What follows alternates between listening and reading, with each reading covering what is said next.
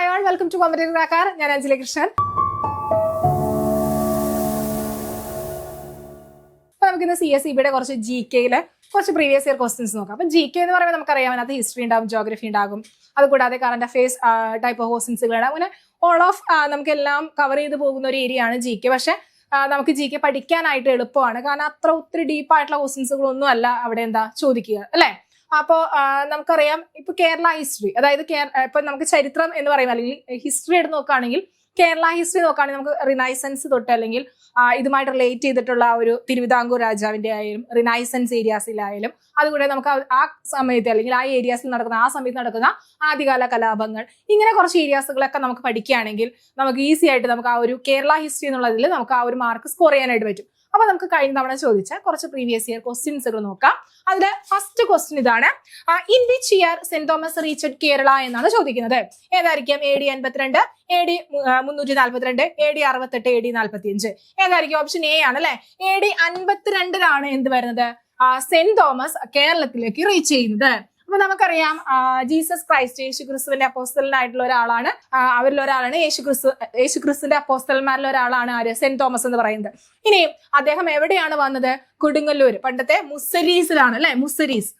മുസരീസ് അതായത് ഇപ്പോഴത്തെ കൊടുങ്ങല്ലൂർ അതായത് മുസരീസ് പോർട്ടിലാണ് വന്നിരിക്കുന്നത്. അപ്പൊ നമുക്ക് പണ്ട് നമുക്ക് ഇപ്പൊ കൊച്ചി സീ പോർട്ട് പോലെ തന്നെ നമുക്ക് പണ്ട് എല്ലാം റോമൻ ആയിട്ടുള്ള ട്രേഡ് ആക്ടിവിറ്റീസ്, റോമൻസുമായിട്ടുള്ള ട്രേഡ് ആക്ടിവിറ്റീസ് എല്ലാം നടക്കുന്നത്, ജൂതന്മാര് ഒക്കെ ആയിട്ടുള്ള ആ ഒരു ആക്ടിവിറ്റീസ്, ട്രാവലേഴ്സ് ഒക്കെ നടക്കുന്നത് ഈ മുസരീസ് പോർട്ടുമായിട്ട് റിലേറ്റ് ചെയ്തിട്ടാണ്. അപ്പൊ സെന്റ് തോമസ് വന്നിരിക്കുന്നത് എവിടെയാണ്? മുസരീസിലാണ് വന്നിറങ്ങുന്നത്. അത് ഇപ്പൊ കൊടുങ്ങല്ലൂർ എന്നാണ് അറിയപ്പെടുന്നത്, അല്ലെ? കൊടുങ്ങല്ലൂർ. അപ്പൊ ഓർത്ത് വെക്കുക, AD 52. ഇനി ഇദ്ദേഹം ഇവിടെ വന്നൊരു 7½ ചർച്ച്, 7.5 പള്ളികൾ എന്ന് പറയുന്ന ഒരു പള്ളി അവിടെ സ്ഥാപിച്ചു. 7.5 അല്ലെ, 7½ ചർച്ച് സ്ഥാപിച്ചു. അത് കറക്റ്റ് ആയിട്ട് അവിടെ പഠിച്ചു പോകണം. ഇപ്പൊ നീരണം അതുകൂടാതെ കൊല്ലം, തിരുവിതാംകൂട് അങ്ങനെ കുറച്ച് ഏരിയാസിൽ ഇവരൊരു 7.5 പള്ളി സ്ഥാപിക്കുന്നുണ്ട്, സെന്റ് തോമസ് സ്ഥാപിക്കുന്നുണ്ട്. അത് ഓർത്ത് വെക്കുക. ദെൻ നെക്സ്റ്റ് ക്വസ്റ്റ്യൻ നോക്കിക്കോളാം, who was A ruler of Travancore when the temple entry proclamation was made. ഇപ്പൊ നമുക്ക് ഈ ക്വസ്റ്റ്യൻ നോക്കിയാൽ അറിയാം, ട്രാവൻകൂർ അതുമായിട്ട് റിലേറ്റ് ചെയ്ത് ട്രാവൻകൂർ രാജാക്കന്മാരുടെ ചരിത്രമൊക്കെ ആയിട്ട് റിലേറ്റ് ചെയ്ത് സ്ഥിരം ക്വസ്റ്റ്യൻസ് അവിടെ ചോദിക്കുന്നതാണ്. അപ്പൊ ഇവിടെ നോക്കിക്കേ, who was the ruler of the Travancore when the temple entry proclamation was made. ഇപ്പൊ നമുക്കറിയാം ടെമ്പിൾ എൻട്രി പ്രൊക്ലമേഷൻ എന്ന് പറയുമ്പോൾ നമുക്ക് നടന്ന അല്ലെങ്കിൽ ക്ഷേത്ര പ്രവേശന വിളംബരം, അല്ലെ? ടെമ്പിൾ എൻട്രി പ്രൊക്ലമേഷൻ, ക്ഷേത്ര പ്രവേശന വിളംബരം, ഇത് എന്നാണെന്ന് ഓർത്ത് വെച്ചോളാം. 1936 അല്ലെ, 1936 നവംബർ 12, അല്ലെ? നവംബർ 12 ആണ്. ഇനി ഇത് പുറപ്പെടുവിച്ചത് ആര് എന്നാണ്? ക്ഷേത്ര പ്രവേശന വിളംബരം പുറപ്പെടുവിച്ച തിരുവിതാംകൂർ രാജാവ് ആര് എന്നാണ് ചോദിക്കുന്നത്. അതിന് ആൻസർ വരുന്നത് ഓപ്ഷൻ ബി ആണ്, ശ്രീ ചിത്തിര തിരുനാൾ ബാലരാമവർമ്മ, അല്ലെ? Shri Chithira Thirunal ബാലരാമവർമ്മയാണ് temple entry proclamation നടപ്പിൽ വരുത്തിയത്. തിരുവിതാംകൂറിലെ ടെമ്പിൾ എൻട്രി പ്രൊക്ലമേഷൻ നടപ്പിൽ വരുത്തിയത് ശ്രീ ചിത്തിര തിരുനാൾ ബാലരാമവർമ്മയാണ്. 1936 നവംബർ 12 അപ്പൊ ഇവിടെ നോക്കുകയാണെങ്കിൽ ഇപ്പൊ ടെമ്പിൾ എൻട്രി പ്രൊക്ലമേഷന് കാരണമായിട്ടുള്ളത് നമുക്കറിയാം, താഴ്ന്ന ജാതിക്കാരായിട്ടുള്ള ആളുകൾക്കൊന്നും ക്ഷേത്രത്തിൽ പ്രവേശിക്കാനോ അതിന് ചുറ്റുമുള്ള വഴികളിലൂടെ സഞ്ചരിക്കാനോ ഒന്നും അവകാശം ഉണ്ടായിരുന്നില്ല, അല്ലെ? ഇതിന് കാരണമായിട്ടുള്ള കുറച്ച് സമരങ്ങൾ, അല്ലെ? ഒന്ന് വൈക്കം സത്യാഗ്രഹ, അതായത് 1924-25 നടന്ന വൈക്കം സത്യാഗ്രഹ. ദെൻ നെക്സ്റ്റ് ഗുരുവായൂർ സത്യാഗ്രഹ. അതുകൂടാതെ സുചീന്ദ്രം ക്ഷേത്രപ്രവേശനം ആ ഒരു സത്യാഗ്രഹം. ഇങ്ങനെയൊക്കെ കുറച്ച് സത്യാഗ്രഹം, ഒരുപാട് ക്ഷേത്രങ്ങളുമായിട്ട് റിലേറ്റ് ചെയ്തിട്ടുള്ള സമരങ്ങളിലൂടെ അതിന്റെ ഒരു പരിണിത ഫലം എന്നോണമാണ് ടെമ്പിൾ എൻട്രി പ്രൊക്ലമേഷൻ 1936 ശ്രീ ചിത്തിര തിരുനാൾ ബാലരാമവർമ്മ പുറപ്പെടുവിക്കുന്നത്. അത് ഓർത്തു വെക്കണം. അദ്ദേഹം തിരുവിതാംകൂർ രാജവംശത്തിൽ തിരുവിതാംകൂർ രാജാവായിരുന്നു, ഓർത്തു വെക്കുക. ദെൻ നെക്സ്റ്റ് ക്വസ്റ്റ്യൻ നോക്കിക്കോളാം, who delivered the famous Kozhencherry speech in 1935. ആരാണ് കോഴഞ്ചേരി സ്പീച്ച് നടത്തിയത് അല്ലെങ്കിൽ കോഴഞ്ചേരി സ്പീച്ച് പ്രസംഗം നടത്തിയത് ആരെന്നാണ് ചോദിക്കുന്നത്. ഫേമസ് ആയിട്ടുള്ളത് ഓപ്ഷൻ സി ആണ് ആൻസർ. സി കേശവനാണ് കോഴഞ്ചേരി സ്പീച്ച് നടത്തിയത്, അല്ലെ? ഇനി എന്തിനെ അല്ലെങ്കിൽ എന്തുമായിട്ട് റിലേറ്റ് ചെയ്തിട്ടാണ് അദ്ദേഹം കോഴഞ്ചേരി സ്പീച്ച് നടത്തിയത്? ആബ്സഷൻ മൂവ്മെന്റ്, അല്ലെ? ആബ്സഷൻ മൂവ്മെന്റ് അതായത് നിവർത്തന പ്രക്ഷോഭം എന്ന് പറയും. നിവർത്തന പ്രക്ഷോഭവുമായിട്ട് റിലേറ്റ് ചെയ്തിട്ടാണ് അദ്ദേഹം ഫേമസ് ആയിട്ടുള്ള കോഴഞ്ചേരി സ്പീച്ച് നടത്തിയത്. ഇതിനെ ബേസ് ചെയ്തിട്ട് അദ്ദേഹത്തിനെ അറസ്റ്റ് ചെയ്യുന്നുണ്ട് കേട്ടോ. പോലീസ് അദ്ദേഹത്തിനെ അറസ്റ്റ് ചെയ്ത് നീക്കുന്നുണ്ട്, അത് ഓർത്ത് വെക്കുക. ദെൻ നെക്സ്റ്റ് ക്വസ്റ്റ്യൻ നോക്കിക്കോളാം, who was the last official ruler of the Travancore at the time of the formation Kerala state by merging Travancore, Kochi and Malabar. അതായത് കേരളവുമായിട്ട് അല്ലെങ്കിൽ കേരളത്തിന്റെ ആ ഒരു മർജിങ് ട്രാവൻകൂർ, കൊച്ചി, മലബാർ അത് മെർജ് ചെയ്ത കേരള സ്റ്റേറ്റ് അല്ലെങ്കിൽ ഫോർമേഷന്റെ ആ ഒരു സമയത്ത് രാജാവ് ആരായിരുന്നു അല്ലെങ്കിൽ തിരുവിതാംകൂർ റൂളർ ആരായിരുന്നു എന്നാണ് ചോദിക്കുന്നത്. ആരായിരിക്കും അവിടെ? ഓപ്ഷൻ സി ആണ്, ശ്രീ ചിത്തിര തിരുനാൾ ബാലരാമവർമ്മയാണ് അല്ലെ. ശ്രീ ചിത്തിര തിരുനാൾ ബാലരാമവർമ്മ. ഇവിടെ ഓർത്തു വെക്കണം ട്രാവൻകൂർ, കൊച്ചി അല്ലെ, കേരള സ്റ്റേറ്റ് ഫോം ചെയ്യാണ്. നമുക്കറിയാം ട്രാവൻകൂർ, കൊച്ചി, മലബാർ ജോയിൻ ചെയ്തിട്ടാണ് എന്ത് വരുന്നത്? ശ്രീ ചിത്തിര തിരുനാൾ ബാലരാമവർമ്മയുടെ കാലത്ത് കേരളം രൂപീകരിക്കുന്നത്.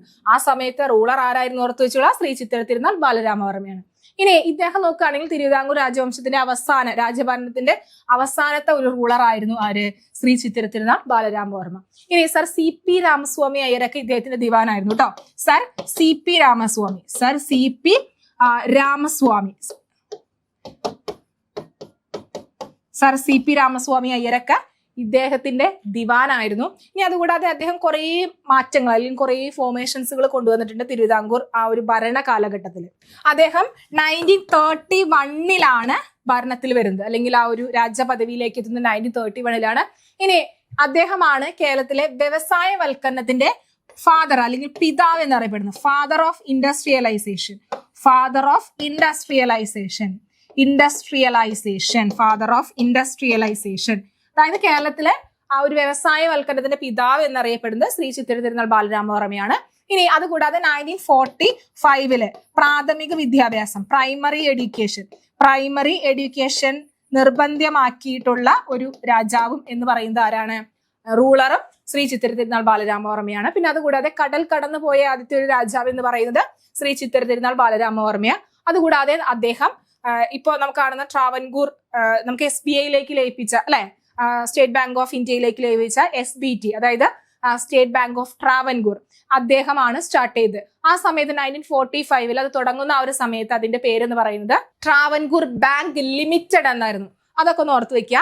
അപ്പോൾ ഇത് കറക്റ്റ് ആയിട്ട് അവിടെ ഓർത്ത് വെച്ചോളൂ. അദ്ദേഹത്തിന്റെ കുറേ ഭരണ പരിഷ്കരണങ്ങളുണ്ട്. ഇപ്പൊ ഫാദർ ഓഫ് ഇൻഡസ്ട്രിയലൈസേഷൻ, അതുകൂടാതെ നമുക്ക് SBT അതായത് സ്റ്റേറ്റ് ബാങ്ക് ഓഫ് ട്രാവൻകൂറിന്റെ ആ ഒരു സ്ഥാപകൻ ഒക്കെ ആയിട്ട് അറിയപ്പെടുന്നത്. പിന്നെ അതുകൂടാതെ റേഡിയോ നിലയം സ്ഥാപിച്ചത് ഇതൊക്കെ ആരായിരുന്നു? ശ്രീ ചിത്തിര തിരുനാൾ ബാലരാമവർമ്മയാണ്. അപ്പൊ ഇവിടെ കറക്റ്റ് ആയിട്ട് ഓർത്ത് വയ്ക്കണം, ഈ ട്രാവൻകൂറുമായിട്ട് റിലേറ്റ് ചെയ്ത് ട്രാവൻകൂർ റൂളേഴ്സുമായിട്ട് റിലേറ്റ് ചെയ്ത് ഒത്തിരി ക്വസ്റ്റ്യൻസുകൾ നമുക്ക് മുന്നത്തെ ക്വസ്റ്റ്യൻ പേപ്പറിലൊക്കെ പ്രീവിയസ് ഇയർ ക്വസ്റ്റ്യൻ പേപ്പറിലൊക്കെ കാണാൻ സാധിക്കും. അപ്പൊ അതുകൂടെ അപ്പൊ ഇവിടെ നമ്മള് ശ്രീ ചിത്തിര തിരുനാൾ ബാലരാമവർമ്മയെ മാത്രമല്ല സ്വാതി തിരുനാൾ വരുന്നുണ്ട്, അതുപോലെ മാർത്താണ്ഡവർമ്മ വരുന്നുണ്ട്. നമുക്ക് മാർത്താണ്ഡവർമ്മയ്ക്ക് നമുക്ക് ആധുനിക തിരുവിതാംകൂറിന്റെ ശില്പി എന്നൊക്കെ പറയപ്പെടുന്ന മാർത്താണ്ഡവർമ്മയാണ് അല്ലെ. അദ്ദേഹവുമായിട്ട് റിലേറ്റ് ചെയ്ത് ഡച്ചുകാരുമായിട്ട് റിലേറ്റ് ചെയ്ത് വരുന്ന കുളച്ചൽ വാർ ഇതൊക്കെ അവിടെ പഠിക്കേണ്ടതുണ്ട് കേട്ടോ. അതൊക്കെ അവിടെ ഓർത്ത് വെക്കുക. ദെൻ നെക്സ്റ്റ് ക്വസ്റ്റ്യൻ നോക്കിക്കോളാം. ദ പട്ടണം excavation revealed dash of ancient Kerala. പട്ടണം എക്സ്കവേഷൻ എന്ന് പറയുമ്പോൾ എന്തുമായിട്ട് റിലേറ്റ് ചെയ്താണ്? മാരിടൈം ട്രേഡ് ആണ് അല്ലെ. Maritime trade. ഈ പട്ടണം എന്ന് പറയുമ്പോൾ ആൻഷ്യൻ തൃശ്ശൂർ അല്ലെ, തൃശ്ശൂരിലെ ആൻഷ്യൻ കൊടുങ്ങല്ലൂർ ആ ഒരു ഭാഗത്താണ് നമുക്ക് ഈ പട്ടണം എക്സ്കവേഷൻ നടക്കുന്നത്. ഇതും പണ്ട് എന്താണ്? ഒരു സീപോർട്ട് ആയിരുന്നു. നമുക്ക് ഒത്തിരി പണ്ട് കാലത്ത് റോമൻ എംപയറുമായിട്ട് അല്ലെങ്കിൽ റോമൻ കാര്യമായിട്ട് ഒത്തിരി ട്രാവലിംഗ് അല്ലെങ്കിൽ ഒത്തിരി ട്രേഡ് ആക്ടിവിറ്റീസ് നടന്നിട്ടുള്ള ഒരു ഏരിയ കൂടിയാണ് ഈ പട്ടണം എന്ന് പറയുന്ന ഏരിയ. ആദ്യത്തെ അല്ലെങ്കിൽ പണ്ടത്തെ ഒരു സീപോർട്ട് കൂടിയായിരുന്നു ഈ പട്ടണം എന്ന് പറയുന്നത്. അപ്പൊ നമുക്ക് ഇവിടെ നിന്ന് ഒരുപാട് റോമൻ കോയിൻസുകളും അതുപോലെ ഷിപ്പിന്റെ ആ ഒരു നമുക്ക് അവശിഷ്ടങ്ങളൊക്കെ കിട്ടിയിട്ടുള്ള ഒരു ഏരിയ കൂടിയാണ് ഈ പട്ടണം എന്ന് പറയുന്നത്. അപ്പൊ റീസെന്റ് ഒത്തിരി അല്ലെങ്കിൽ ഒരു 10-15 വർഷങ്ങൾക്ക് മുന്നേ തന്നെ നമുക്ക് എക്സ്കവേഷൻ നടന്നിരുന്ന ഒരു ഏരിയ ആണ്. അപ്പൊ മാരിടൈം ട്രേഡ് നടന്നിരുന്ന ഒരു പ്രധാനപ്പെട്ട ഒരു ഏരിയ ആയിരുന്നു ഈ പട്ടണം എന്ന് പറയുന്നത്. അപ്പൊ അതൊന്ന് കറക്റ്റ് ആയിട്ട് അവിടെ ഓർത്ത് വെച്ചുകൊള്ളാം. ദെൻ നെക്സ്റ്റ് നോക്കിക്കേ, among the following which one is the tidal port. ഏതായിരിക്കാം ഇതിലെ ടൈഡൽ പോർട്ട് എന്ന് പറയുന്നത്? ഓപ്ഷൻ ഡി ആണ് അല്ലെ, കണ്ട്ലയാണ് ഇവിടുത്തെ ടൈഡൽ പോർട്ട് എന്ന് പറയുന്നത്. ഇനി കൊച്ചിൻ എന്ന് പറയുന്നത് എന്താണ്? നാച്ചുറൽ പോർട്ടാണ് അല്ലെ, നാച്ചുറൽ പോർട്ടാണ് വരുന്നത്. ഇനി ഈ ടൈഡൽ നമുക്ക് ഈ കൊച്ചിൻ എന്ന് പറയുമ്പോൾ നമുക്കറിയാം എറണാകുളം അല്ലെ, എറണാകുളം ജില്ലയിലാണ്. ദെൻ നെക്സ്റ്റ് വിഴിഞ്ഞം എന്ന് പറയുന്നത് തിരുവനന്തപുരമാണ് അല്ലെ, തിരുവനന്തപുരം. ഇത് ഡീപ്പ് വാട്ടർ പോർട്ടാണ് കേട്ടോ, ഡീപ്പ് വാട്ടർ ആണ്. ഇനി മാംഗ്ലൂർ എന്ന് പറയുന്നത് എവിടെയാണ്? കർണാടകയാണ്. ഇതും എന്താണ്? ഡീപ്പ് വാട്ടർ പോർട്ടാണ് കേട്ടോ, ഡീപ്പ് വാട്ടർ പോർട്ട്. അതുകൂടാതെ ഓൾ വെദർ പോർട്ട് കൂടിയാണ്, ഓൾ വെദർ പോർട്ട് കൂടിയാണ് ഏത്? ഈ മാംഗ്ലൂർ എന്ന് പറയുന്നത്. ഈ കണ്ട്ല എന്ന് പറയുന്നത് നമുക്ക് എന്താണ് ടൈഡൽ പോർട്ടാണ് കേട്ടോ. ടൈഡൽ പോർട്ടാണ്. ഇത് എവിടെയാണ്? ഗുജറാത്തിലാണ് അല്ലെ. ഗുജറാത്തിലാണ് നമുക്ക് കണ്ട്ല കാണാൻ സാധിക്കുന്നത്. ഓർത്ത് വെക്കുക. ദെൻ നെക്സ്റ്റ് ക്വസ്റ്റ്യൻ നോക്കിക്കോളൂ. നെക്സ്റ്റ് ക്വസ്റ്റ്യൻ ഇതാണ്. Who was the chairman of the first administrative reforms commission of Kerala? ഏതായിരിക്കാം? EMS നമ്പൂതിരിപ്പാട് അല്ലെ. ഓപ്ഷൻ എ ആണ് EMS നമ്പൂതിരിപ്പാട്. നമുക്ക് കേരളം ഫോം ചെയ്യുമ്പോൾ അതിന്റെ ആദ്യത്തെ മുഖ്യമന്ത്രി എന്ന് പറയുന്നത് നമുക്ക് EMS നമ്പൂതിരിപ്പാടാണ് അല്ലെ. അപ്പൊ ഇവിടെ നമുക്ക് ആ ഒരു കേരളത്തിന്റെ ആ ഒരു ഫോർമേഷൻ അല്ലെങ്കിൽ ആദ്യത്തെ ആ ഒരു ഭരണം വരുന്ന അതേ സമയത്ത് അല്ലെങ്കിൽ അതേ സമയത്ത് തന്നെ നമുക്ക് ഒരു അഡ്മിനിസ്ട്രേറ്റീവ് റിഫോം കമ്മീഷൻ അവിടെ ഫോം ചെയ്യുന്നുണ്ട്. അതിന്റെ ചെയർമാൻ എന്ന് പറയുന്നത് ആരാണ്? EMS നമ്പൂതിരിപ്പാടാണ്. അതിന്റെ ചെയർമാൻ എന്ന് പറയുന്നത് EMS നമ്പൂതിരിപ്പാടാണ്. ഓർത്ത് വെക്കുക.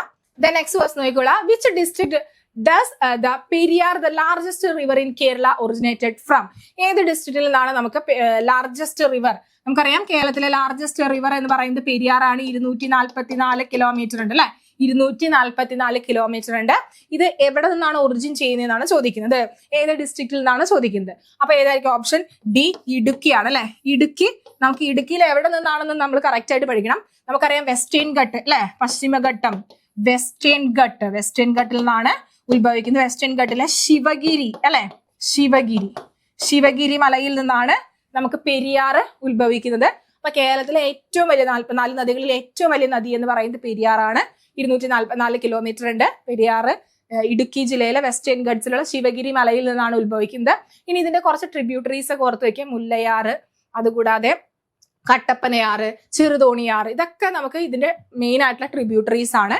ഇതൊക്കെ കറക്റ്റ് ആയിട്ട് ഓർത്ത് വെക്കണം. ദെൻ നെക്സ്റ്റ് പെരിയാർ കഴിഞ്ഞിട്ട് നെക്സ്റ്റ് ഉള്ള ഓരോ നദികളും ഏതൊക്കെയാണ്, അതിന്റെ ഉത്ഭവം എവിടെയാണ്, ഏത് ജില്ലയിലൂടെയാണ് ഒഴുകുന്നത് എന്ന് കറക്റ്റ് ആയിട്ട് പഠിക്കും. ഇപ്പൊ പെരിയാർ ആണെങ്കിൽ നമുക്ക് ഇടുക്കിയിൽ നിന്ന് എറണാകുളം അല്ലെ. എറണാകുളത്താണ്. എറണാകുളം കൂടിയാണ്. എറണാകുളം എന്ന് പറയുന്ന ഒരു ഡിസ്ട്രിക്ട് വഴിയാണ് നമുക്ക് പെരിയാർ ഒഴുകി വരുന്നത്.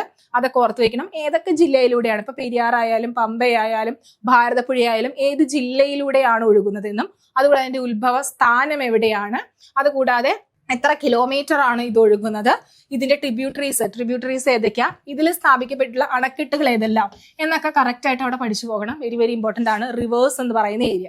നമുക്ക് ജോഗ്രഫി എന്ന് പറയുന്ന സെക്ഷനിൽ ചോദിക്കുന്നതാണ് അല്ലെ. ഇനി നെക്സ്റ്റ് നോക്കിക്കോളാം. Which Malayalam writer has been awarded the Kendra Sahitya Academy's Yuva Sahitya Puraskar of the year 2025 for his novel Ram Care of Anandi. നമുക്ക് എല്ലാവരും വായിച്ചിരിക്കുന്ന അല്ലെങ്കിൽ എല്ലാവരും വളരെ ആകാംക്ഷയോടുകൂടി വായിച്ച ഒരു നോവലാണ് അല്ലെ. ഇത്രയധികം സെല്ലേഴ്സ് അല്ലെങ്കിൽ സെയിൽ ചെയ്ത് പോയിട്ടുള്ള ഒരു പുസ്തകം നമുക്ക് ഈ അടുത്തിടയ്ക്ക് നമുക്ക് വേറെ ഉണ്ടാവില്ല. Ram care of Anandi. അത് എഴുതിയത് ആരെന്നാണ് ചോദിക്കുന്നത്? അഖിൽ പി ധർമ്മജനാണ് അല്ലെ.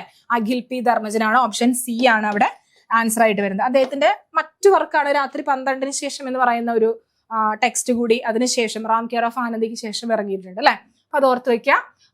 നെക്സ്റ്റ് നോക്കിക്കോളാം. Which new insurance scheme has been launched by the Kerala government for the non-residential Keralites NRK. അതായത് നമുക്ക് ഏത് ഇൻഷുറൻസ് സ്കീമാണ് കേരളം ലോഞ്ച് ചെയ്തിരിക്കുന്നതാണ് ചോദിക്കുന്നത്.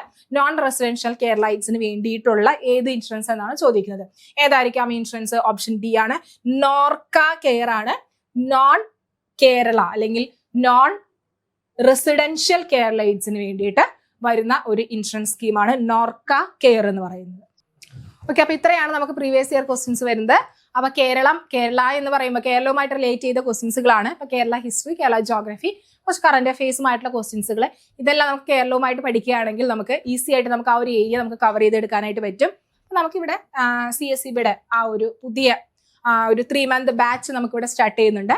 അപ്പൊ ഇവിടെ നമ്മൾ സിലബസ് ബേസ്ഡ് ആയിട്ടുള്ള റെക്കോർഡ് ക്ലാസ്സുകൾ, PYQ, പിന്നെ അതുകൂടാതെ റെക്കോർഡ് ക്ലാസ്സസിന്റെ നമുക്ക് PDF, മോഡൽ എക്സാംസ്, ഒരു മെന്ററിന്റെ സപ്പോർട്ടോട് കൂടിയാണ് നിങ്ങൾ പഠിക്കുന്നത്. നമുക്കറിയാം ഇടയ്ക്കിടയ്ക്ക് എക്സാംസുകൾ ഇങ്ങനെ വന്നുകൊണ്ടിരിക്കുന്ന ഒരു എക്സാം ആണ് CSEB എന്ന് പറയുന്നത് അല്ലെ. അപ്പൊ ഇവിടെ അതുകൂടാതെ ലൈവ് സെഷൻസ് ഉണ്ട്. ഓൾ സബ്ജക്ട് GK അടക്കം കറന്റ് അഫയേഴ്സ്, ജോഗ്രഫി, ഹിസ്റ്ററി, ഇതിലെല്ലാം വേറെ വേറെ ക്ലാസ്സുകളാണ്. അതിനടക്കം നമുക്ക് ലൈവ് സെഷൻസുകളുണ്ട്. എല്ലാ സബ്ജക്റ്റിനെ ബേസ് ചെയ്തിട്ട് ലൈവ് ക്ലാസ്സുകളുണ്ട്.